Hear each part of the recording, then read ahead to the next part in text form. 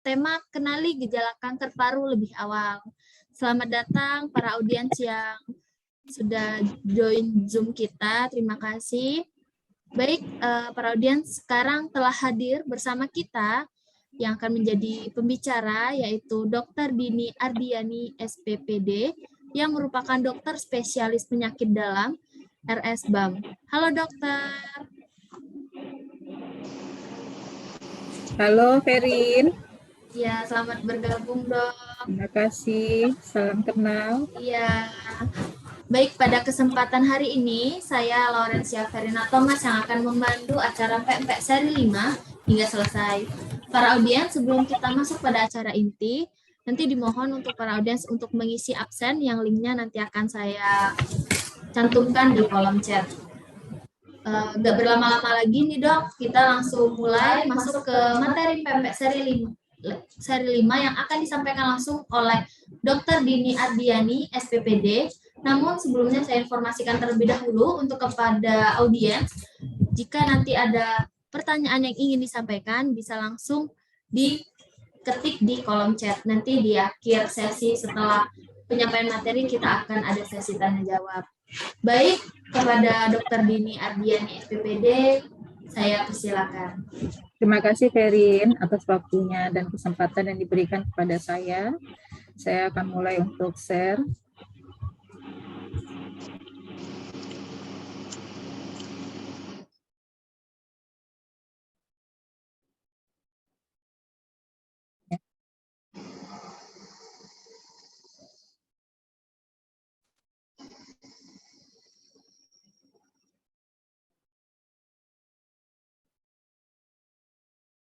Sudah tampak di layar?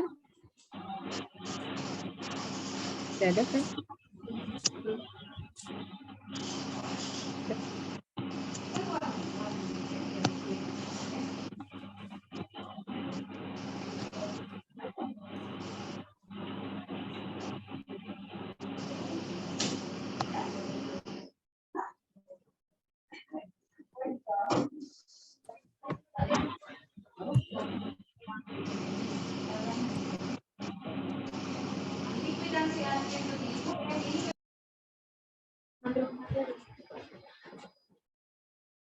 Dokter belum ini ya?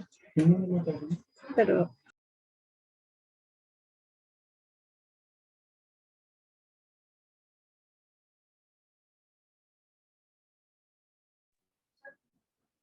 Nanti tunggu ya, Sobat PMP. Kita tunggu materi dari Dr. Dini.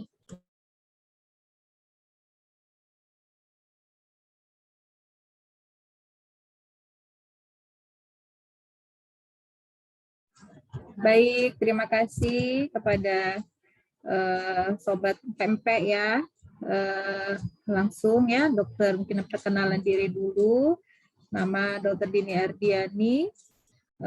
Saya akan membawakan suatu materi atau kita di sini sifatnya hanya sharing saja ya, itu mengenai kenali gejala awal kanker paru.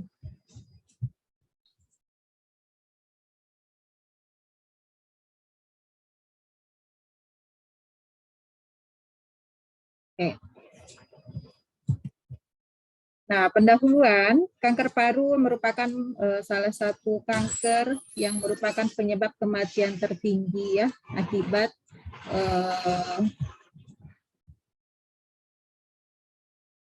ya bentar ya. Ini nggak jelas ini, maaf ya, Ferin. Ini mau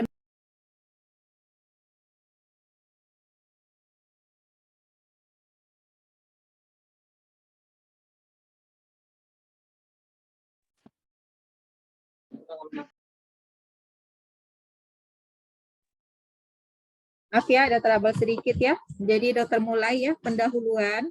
Sini kanker paru merupakan salah satu penyebab kematian tertinggi akibat kanker di dunia ya. Di tahun 2015 WHO memperkirakan sekitar 1,7 juta orang meninggal akibat kanker paru-paru ini ya. Penting untuk mengetahui gejala kanker paru lebih awal agar penanganan dapat dilakukan sejak dini. Tetapi tidak mudah untuk menyadari keberadaan gejala kanker paru-paru pada stadium awal karena kebanyakan gejala penyakit ini seringkali mirip dengan penyakit lain.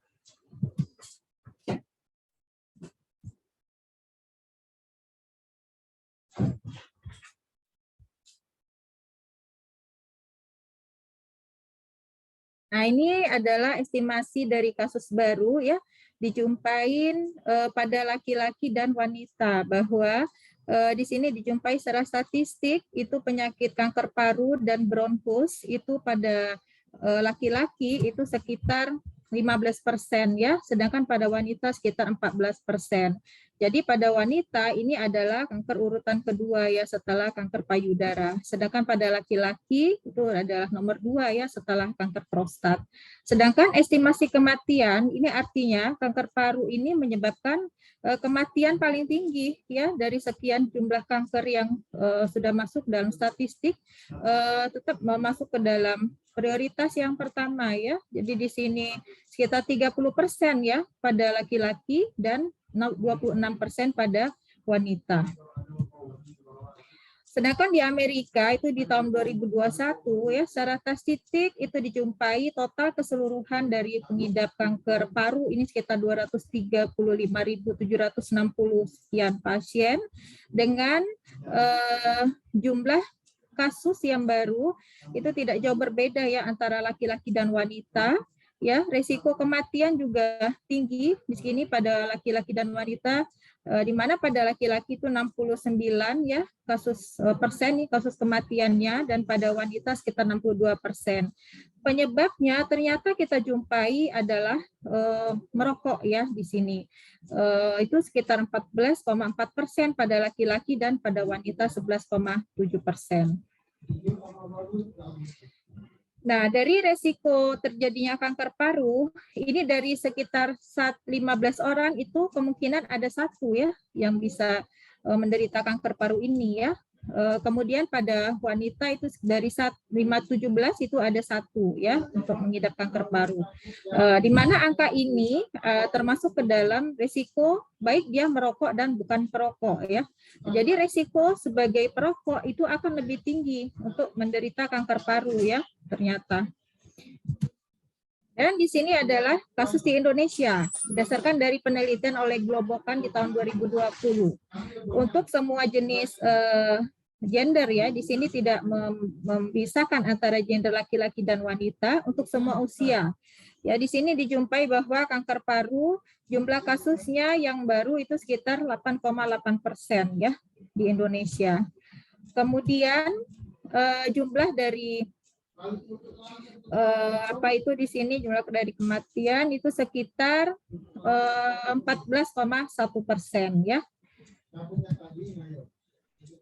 Ya, sedangkan insiden secara terpisah ya ini dijumpai dari global ya, jadi angka dunia ini dijumpai bahwa insiden kanker paru itu sekitar 12,8% dengan angka kematian sekitar 11,4%. Jadi sebelum kita membicarakan masalah kanker paru, kita harus tahu dulu sistem pernafasan ya. Jadi sistem pernafasan kita itu dimulai dari hidung ya, hidung, kemudian trakea ya, kemudian dia masuk ke di sini trakea ya, ini bronkus ya. Nah, bronkus ini akan bercabang menjadi bronkus utama kanan dan bronkus utama kiri. Dari sini akan membentuk cabang-cabang yang lebih halus lagi sehingga akhirnya bertemu di sini adalah alveoli. Alveoli adalah tempat pertukaran oksigen dan karbon dioksida ya. Nah, kemudian di sini adalah kanker paru ini bisa mengenai seluruh sistem dari sistem pernafasan kita ya, mulai dari parenkim paru itu alveoli ya dengan bronchiolusnya ya, kemudian ke bronkus utama, kemudian bisa mencapai ke trakea. Apa saja jenis kanker paru yang kita bisa kenali ya? Jadi secara garis besarnya berdasarkan dari hasil histopatologi, kita bisa membagi kanker paru itu menjadi kanker paru non-sel kecil dan kanker paru sel kecil. Sebagian besar dari diagnosis pasien dengan kanker paru ini adalah tipe yang kanker paru yang non-sel kecil, itu sekitar 80%. Sedangkan sisanya hanya sekitar 10-15% itu adalah kanker paru yang sel kecil. Jadi secara prognosis di sini kanker paru yang non sel kecil itu kemungkinan prognosisnya akan lebih baik dibandingkan dengan kanker paru yang sel kecil karena dia lebih bersifat agresif di sini ya untuk yang kanker paru sel kecil ini. Nah, klasifikasi kanker paru itu sendiri harus berdasarkan histologi ya. Jadi kita melihat jenis selnya di dalam mikroskop ya, di bawah mikroskop. Atau kita bisa melakukan pemeriksaan biomarkernya ya. Nah, karena setiap jenis kanker paru itu mempunyai perilaku yang berbeda-beda ya dan harus diberlakukan secara berbeda-beda pula. Ada sebaiknya untuk memiliki informasi sebanyak mungkin tentang kanker paru setiap individu masing-masing ya. Jadi untuk mendapatkan informasi ini kita harus melakukan pemeriksaan patologi anatomi ya. Jadi kita harus melakukan pemeriksaan, kita biopsi ya jaringannya, kita lakukan pemeriksaan di patologi anatomi untuk mengetahui dia jenis sel kanker apa ya, apakah sel kanker paru yang kecil atau kanker paru yang tipenya sel non kecil ya.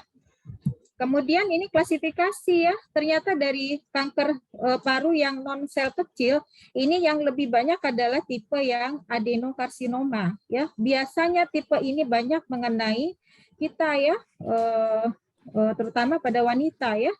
Nah, di sini bisa penampakannya berupa adanya cairan pleura ya, baik di satu sisi atau di kedua sisi ya, jika sudah terjadi metastasis ya, dan lain-lain ya. Jadi yang paling banyak ini adalah jenis sel yang non sel kecil yang masuk ke dalam kriteria adenokarsinoma. Kita harus tahu juga nih faktor resiko.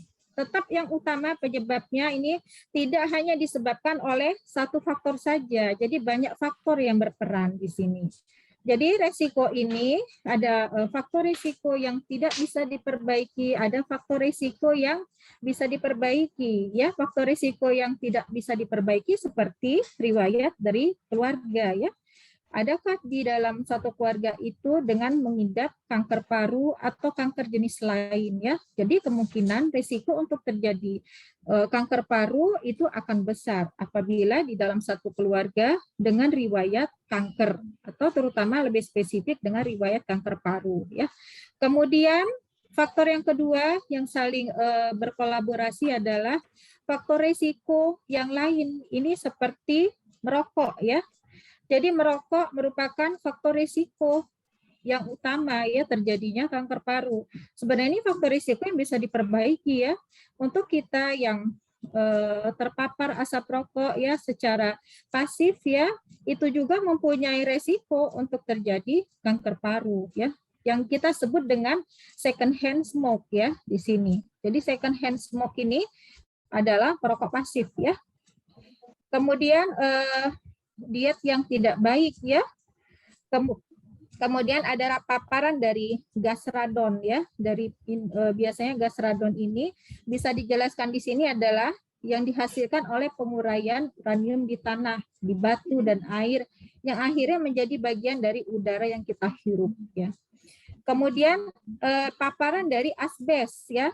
Mungkin dari beberapa bangunan yang mungkin masih ada jam bangunan yang sekarang ini masih menggunakan atap asbes ya, tapi ini tidak baik ya terhadap kesehatan paru ya, karena dia bisa menyebabkan salah satunya sebagai faktor risiko terjadinya kanker paru ya, atau radiasi.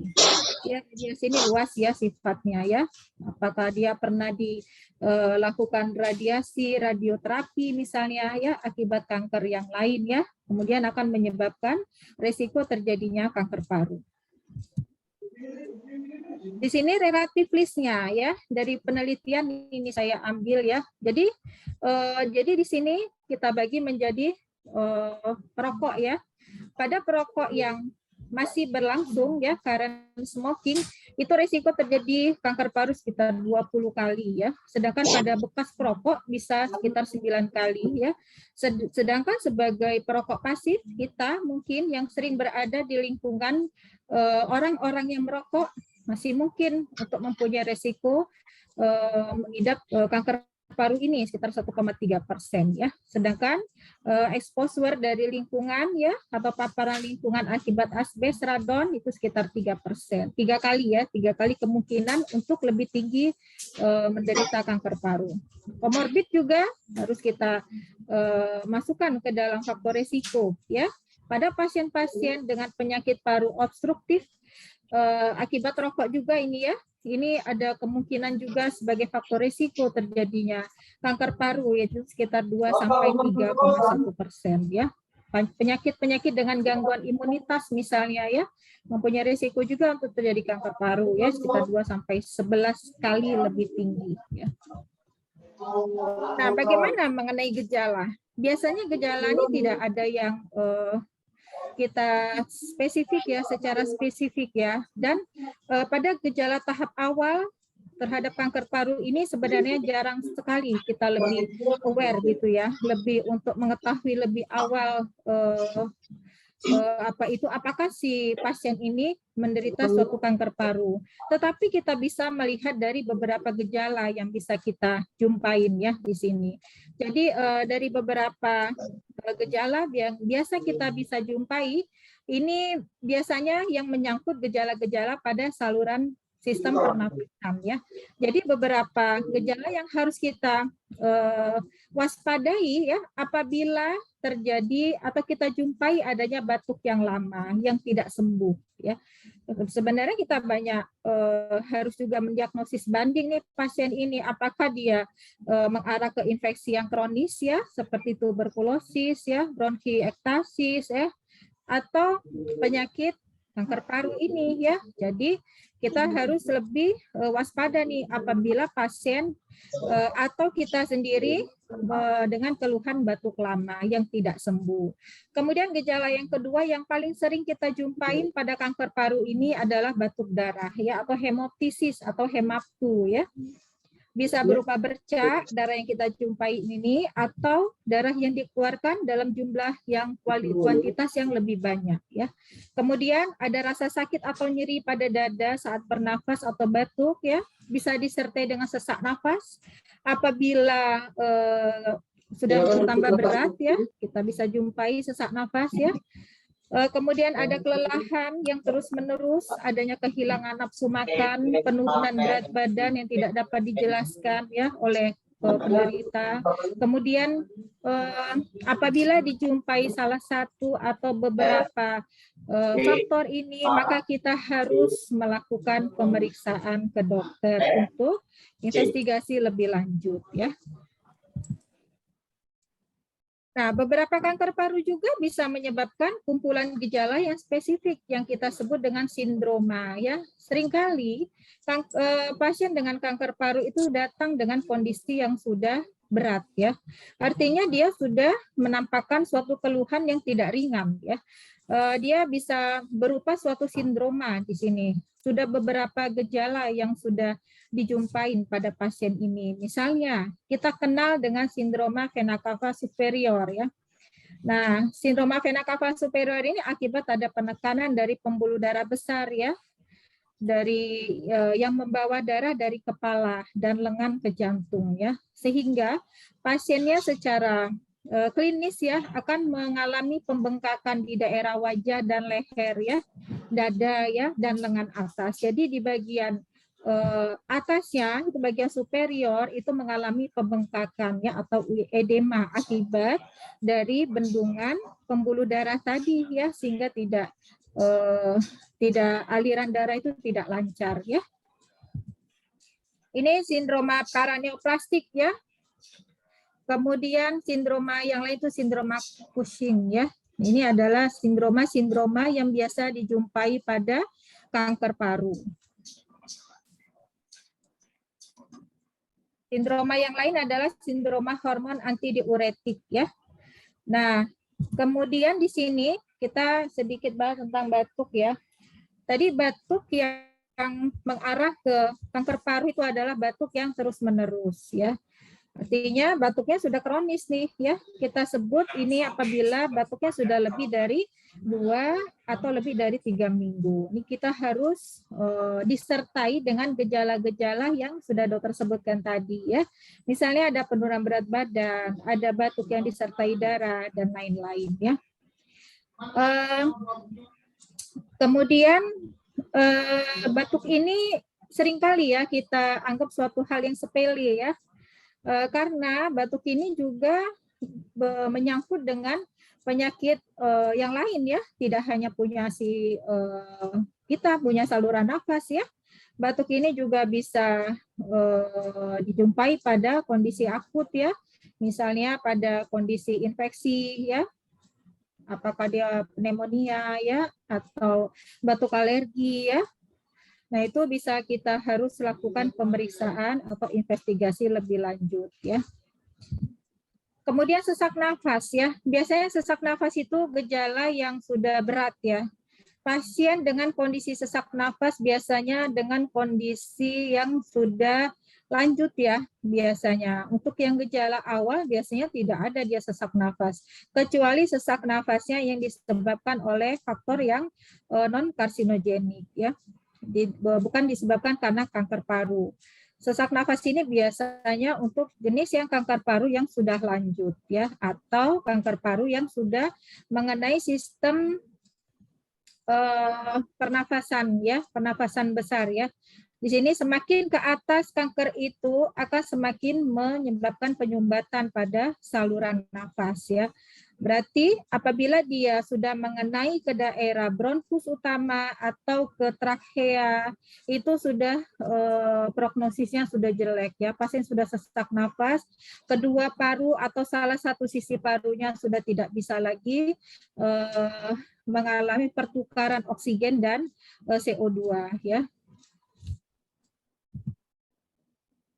Nah, di sini disebutkan ya, gejala yang kita jumpai ini bisa ada clubbing ya, clubbing finger ya. Jadi seperti kuku yang bentol-bentol itu ya. Jadi kita bisa jumpain pada pasien-pasien yang biasanya dengan kanker paru ya. Ini kemungkinan nilai positifnya sekitar 55 ya. Batuk darah juga tinggi ya untuk lipid rasionya ya untuk positif kanker paru sekitar 13,2. Kehilangan berat badan, kemudian ya kehilangan nafsu makan, ada sesak nafas ya, nyeri pada dada atau iga ya, ada batuk, kemudian ya ini kemungkinan tanda dan gejala dari kanker paru yang lebih dominan dan kemungkinan untuk kita jumpai pada kanker paru itu lebih besar. Sedangkan pada pemeriksaan fisik itu bisa kita jumpain penurunan dari suara nafas ya, dan ada sesak nafas. Biasanya dijumpai pada efusi pleura yang sifatnya malignan. Malignan itu artinya efusi pleuranya itu sangat banyak ya, yang tidak bisa kita atasi dengan aspirasi saja. Jadi kita sudah buang nih, sudah kita keluari cairan efusinya tapi terisi kembali. Nah, itu kita sebut dengan malignan pleural effusion ya. Kemudian suara nafasnya, suara jantung juga bisa menurun ya akibat dari adanya efusi di perikard ya, di jantung ya. Kemudian ada nyeri dada ya, nyeri menelan ya, adanya diafragma, salah satu diafragma itu yang tidak simetris ya, adanya bengkak pada muka tadi ya pada pasien dengan sindroma vena cava ya, adanya batuk ya, suara serak atau suara parau ya akibat keterlibatan dari saraf laring ya, pita suara ya, adanya nyeri dada ya, banyak lagi yang kita bisa jumpain. Nah, sedangkan apabila tanda dan gejala kanker paru itu bisa kita jumpai di organ lain ya. Apabila si kanker paru tadi sudah mengalami metastasis jauh. Biasanya ini yang paling dominan adalah metastasisnya di daerah hati dan tulang ya. Ini adalah metastasis kanker paru yang paling sering. Ya, jadi kita bisa jumpain kelainan-kelainan di hati dan tulang tersebut ya. Di sini apabila di hati pasiennya cepat lelah ya, kehilangan berat badan, adanya malas makan ya, hatinya membesar ya. Apabila dia metastasenya ke tulang, bisa nyeri tulang ya, bisa patah ya. Saraf itu fraktur ya, ada peningkatan dari alkalin fosfatase dan ada metastase jauh lainnya, bisa ke otak ya, bisa ke KGB sekitarnya ya, ke kulit, ke adrenal dan sisi lain yang dekat dari kanker paru tersebut. Diagnosis ya, tetap kita harus jumpai secara histologi, secara pemeriksaan patologi anatomi itu jenis selnya ya. Apakah diambil langsung dari jaringan kanker paru tersebut, apakah diambil dari kelenjar getah bening yang kemungkinan akibat metastasisnya ya, apakah diambil dari dahanya atau sputumnya, itu bisa semua kita lakukan ya. Kemudian ini sistem stagingnya ya. Staging ini dari 0, 1 ya, 2, 3 dan 4 ya. Ini sistem TNM ya. Ini bisa kita lihat nih dari gambaran ini adalah kanker parunya ya. Ini kanker paru stadium 1 ya. Kita jumpai ukuran yang kurang atau sama dengan 4 cm ya. Dia mempengaruhi di bronkus utama ya. Ini adalah trakea, ini bronkus utama ya. Bronkus utama ini kemudian dia mengenai di salah satunya, sisi kiri saja ya. Kemudian ini stadium 2 apabila ukuran tumor sudah lebih besar dari 4 cm ya, dia sudah menyebar ke kelenjar getah bening sekitarnya. Kemudian stadium 3 tumor bisa berukuran berapa saja ya. Kemudian dia bisa mengenai ke kelenjar getah bening atau menyebar ke daerah sekitarnya. Bisa di 2 atau lebih tumor yang terpisah hadir di lobus yang berbeda dari paru-paru yang sama. Jadi kita ketahui bahwa ini lobus dari paru-paru sebelah kiri itu ada 2 ya, sedangkan di paru-paru sebelah kanan itu ada 3. Jadi dia bisa mengenai kelenjar getah bening ya, yang ada di sekitarnya ya. 2 atau lebih tumor terpisah hadir di lobus yang berbeda dari paru-paru yang sama, masih di dalam satu paru ini ya, tapi dia sudah nyebrang ke lobus sebelahnya. Ini stadium 4, tumor berukuran berapa saja dan telah menyebar ke organ jauh di luar dari paru-paru. Nih sudah masuk ke hati ya. Ini sudah masuk stadium 4. Ini salah satu metode yang kita bisa lakukan untuk diagnostik ya. Jadi kanker paru ini kita bisa lakukan beberapa pencitraan, salah satunya dengan radiologi ya. Itu yang paling simpel ya, sederhana yang kita bisa lihat ya. Setelah itu apabila kita mencurigai, baru kita lakukan bronkoskopi ya. Ini bronkoskopi memasukkan alat ke saluran nafas melalui mulut ya, sampai ke cabang dari bronkus ya. Ini kita bisa lihat apakah ada masanya di sini, apakah ada tumornya. Apabila ada, kita lakukan biopsi ya, dan dilakukan pemeriksaan patologi. Ini contoh dari bronkoskopi ya. Ini dari pasien dijumpain adanya massa di sini ya. Nih, ini bronkus ya. Bronkus ya, bronkus utama. Ini ada massanya nih ya, ada di sini. Ini laring, ini dari pasien yang berbeda ya. Ini laring, ini dari saluran nafas yaitu di bronkus. Nah, itu kita jumpain ada massa ya seperti ini. Nah, ini kita biopsi ya, baru kita lakukan pemeriksaan histologi, baru ketemu selnya nanti. Kita lakukan pemeriksaan itu lebih dahulu, baru kita melakukan penata laksanaan.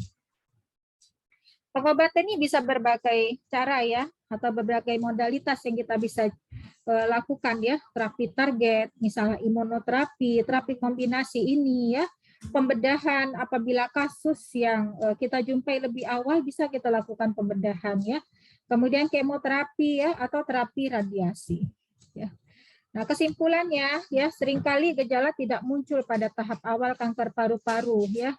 Sebaliknya, sebagian besar pasien terdiagnosis pada tahap akhir penyakit, ya, membuat pengobatan mereka lebih bermasalah selanjutnya.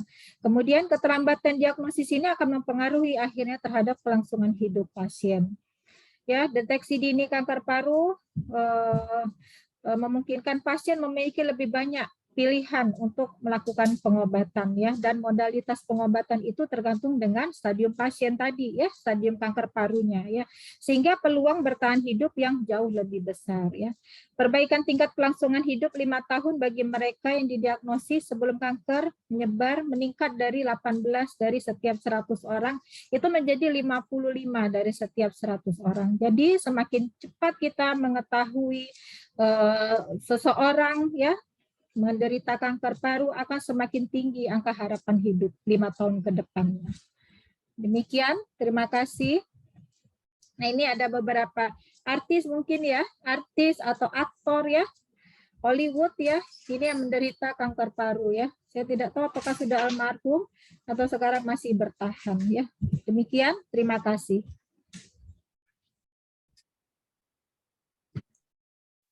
Baik, terima kasih banyak Dokter Dini untuk materinya. Baik Sobat Pempek, kita lanjutkan untuk sesi tanya jawab. Baik dokter, di sini kita sudah punya Mana ya settingnya? 3 pertanyaan dok. Yang pertama ada dari Ibu Mila Aprilia Ningsih. Izin bertanya, apakah TB paru berhubungan dengan kanker paru, dok? Bisa langsung dijawab untuk Dokter Dini. Terima kasih. Oh ya, terima kasih. Mila ya. Ya.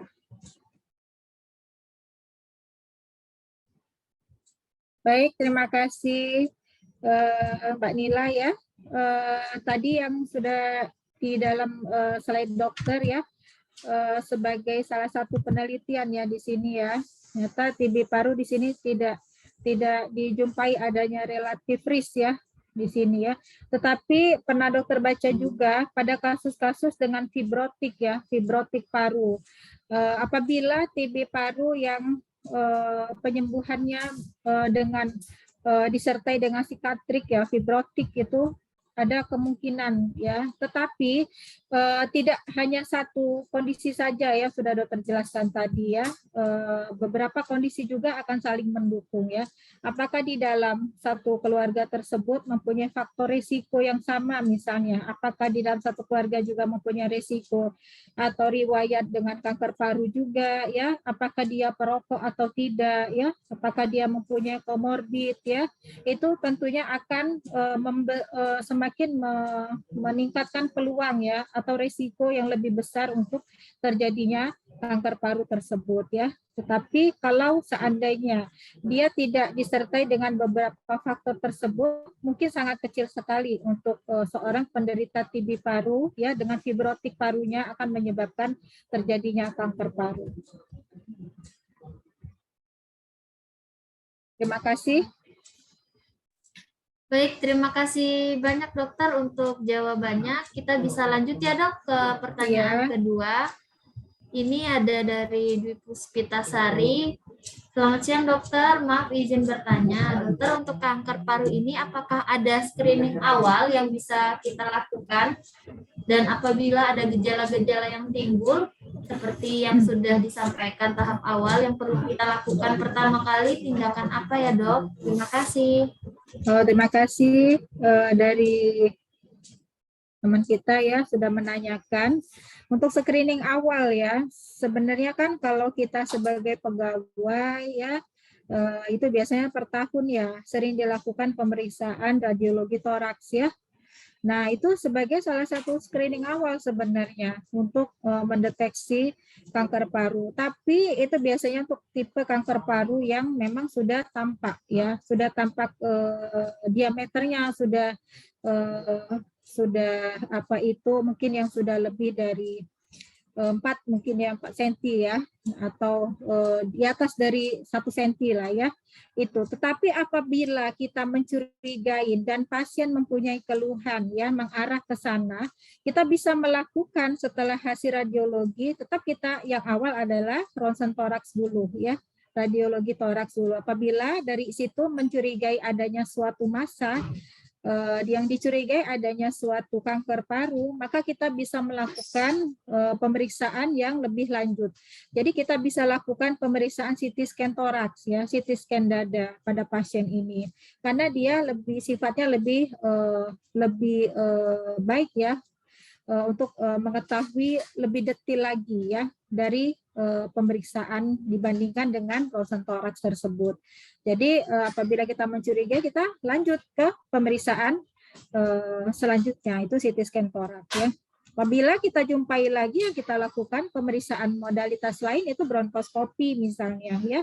Kita untuk mengetahui biopsi ya, tipe atau jenis jaringan yang dijumpai pada kanker paru ini, kecurigaannya apa gitu ya.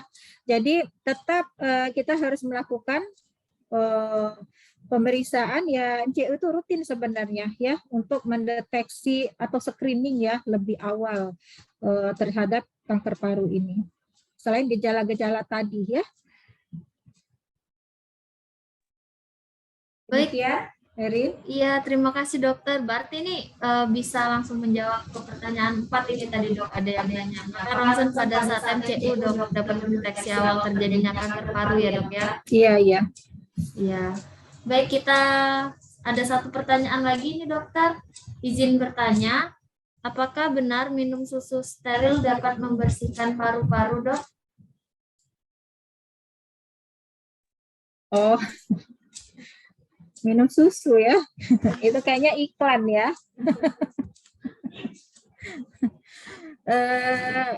Kalau berdasarkan ininya apa itu evidence base-nya ya mungkin tidak ada ya. Jadi tetap kita diet yang sehat ya. Artinya diet yang sehat itu tinggi serat ya. Makan makanan yang alamiah ya, artinya yang tidak dengan pengawet ya. Yang tidak cepat saji ya, yang tidak mengandung unsur-unsur kimia yang bisa mencetuskan terjadinya kanker ya, kanker apapun ya. Misalnya sekarang kan di bahan makanan banyak sekali sudah disemprot ya, insektisida ya, pestisida ya, segala macam itu ya, yang mungkin saja bisa saja dari bahan kimia itu sebagai penyebab dari terjadinya kanker ya, bukan hanya kanker paru saja ya di sini dokter bicarakan ya. Jadi kalau susu secara evidence base-nya tidak ya, tetapi kalau diet yang sehat iya. Jadi diet yang sehat itu bisa menurunkan risiko terjadinya kanker ya. Jadi kita harus mulai sekarang sudah bisa menjaga makan kita ya dengan lebih memilih bahan makanan yang baik ya. Baik, ya terima kasih banyak dokter untuk jawabannya.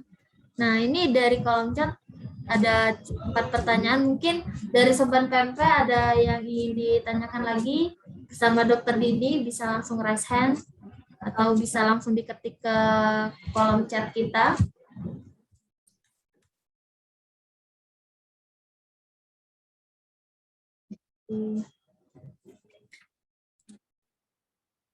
Ada yang ingin bertanya, Sobat PMP?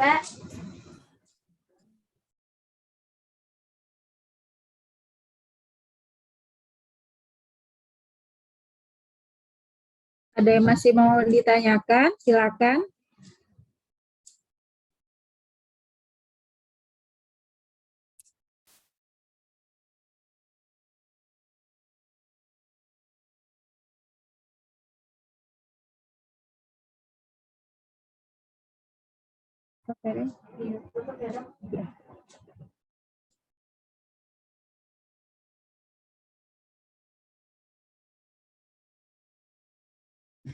Baik, dari Sobat PP, sekali lagi ada yang ingin bertanya? Dok, ada satu pertanyaan lagi dari kolom chat. Dokter, maaf izin bertanya, untuk penderita kanker, olahraga seperti apa ya dok yang dianjurkan? Terima kasih dok.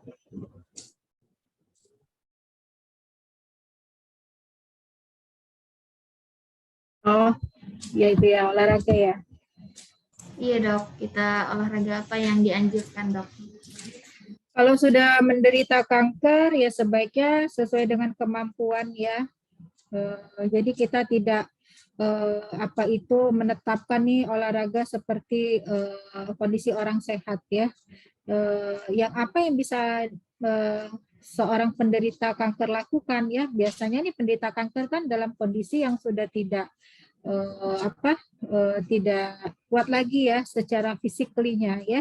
Jadi pilihlah olahraga yang bisa membuat dia tidak terlalu capek ya, bisa cukup dengan senam ya, cukup dengan berjalan misalnya ya, atau gerak sesuai dengan kemampuan dia ya, mengikuti gerakan misalnya di TV saja ya, dia semampunya, jadi tidak kita paksakan untuk yang sudah sebagai pengidap kanker ya. Tetap harus dia menjaga juga kondisi secara fisiknya tidak terlalu capek gitu ya. Jadi olahraga yang ringan saja ya sebaiknya ya. Kemudian untuk untuk yang kanker paru ya, sebenarnya hampir sama ya. Untuk kanker tipe lainnya ya, sebaiknya dia bisa menjaga stamina ya, untuk menjaga nafasnya ya. Jadi kalau memang dia masih bisa mampu, ya silakan saja untuk olahraga seperti renang misalnya ya, senam misalnya ya, atau bersepeda ya, dengan frekuensi sekitar 2-3 kali per minggu saja ya, sekitar 30 menit untuk setiap kali latihan fisik ya. Itu aja yang kita sarankan. Kemudian apa lagi ya? Baik dokter, mungkin ini pertanyaan terakhir ya dok ya. Ada satu pertanyaan lagi dok. Dok, kenapa orang dengan penyakit imun seperti HIV lebih rentan terkena TB atau kanker ya dok? Terima kasih dok. Terima kasih ya, Aprizal ya. Jadi pengidap HIV itu suatu infeksi yang menyerang ke sistem imun ya. Jadi dia menyerang ke sistem imun kita itu ke limfosit ya. Jadi limfosit sebagai dari bagian dari sistem imun kita yang akan akan dipakai ya untuk menyerang suatu agent ya, suatu antigen ya. Baikkanlah itu katakanlah itu kan karsinogenik, bahan-bahan karsinogenik misalnya ya, yang masuk ke badan kita. Nah, itu ada sistemnya atau infeksi virus misalnya ya, atau infeksi tuberkulosis ya, kuman TB yang masuk. Itu sistem limfosit yang berperan ya di dalam mekanisme penyerangan pertahanan tubuh. Nah, pada penderita HIV, limfosit itu sangat turun. Nah, sehingga tidak ada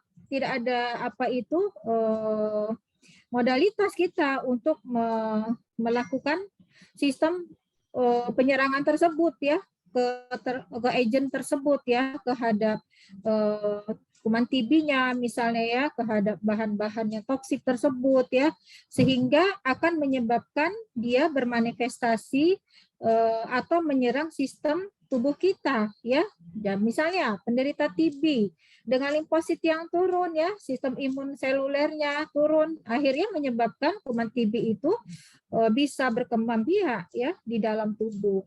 Ya, itu terutama bisa di paru-paru atau di organ ekstra paru. Begitu juga kanker ya.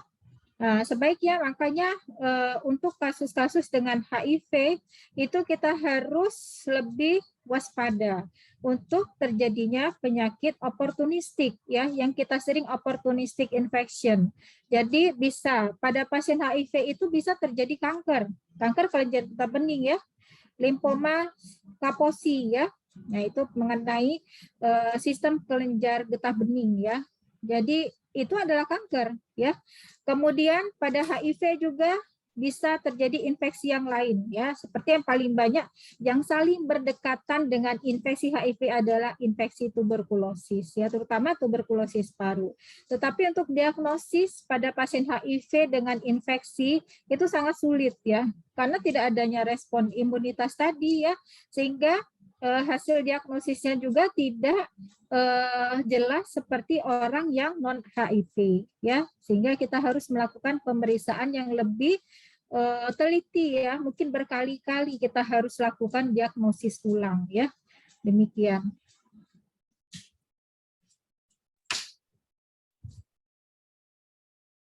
Baik, terima kasih banyak dokter sudah menjawab semua pertanyaan pada sesi tanya jawab kita di siang hari ini. Sangat bermanfaat sekali ya Sobat PMP semuanya.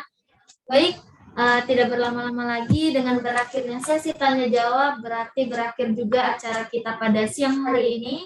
Terima kasih banyak untuk Dokter Dini sudah memberikan ilmu yang sangat bermanfaat untuk kita semua Sobat PP pada siang hari ini, serta tidak lupa juga terima kasih kepada semua Sobat PP yang sudah ikut berpartisipasi pada acara siang hari ini. Baik, acara PMP seri 5 sudah berakhir. Dan Sobat PMP jangan lupa nantikan untuk PP seri berikutnya. Untuk mendapatkan informasinya bisa lihat di media sosial kita, Rumah Sakit Bukit Asam Medika di Instagram maupun Facebook. Untuk yang belum follow, jangan lupa follow supaya tidak ketinggalan informasinya.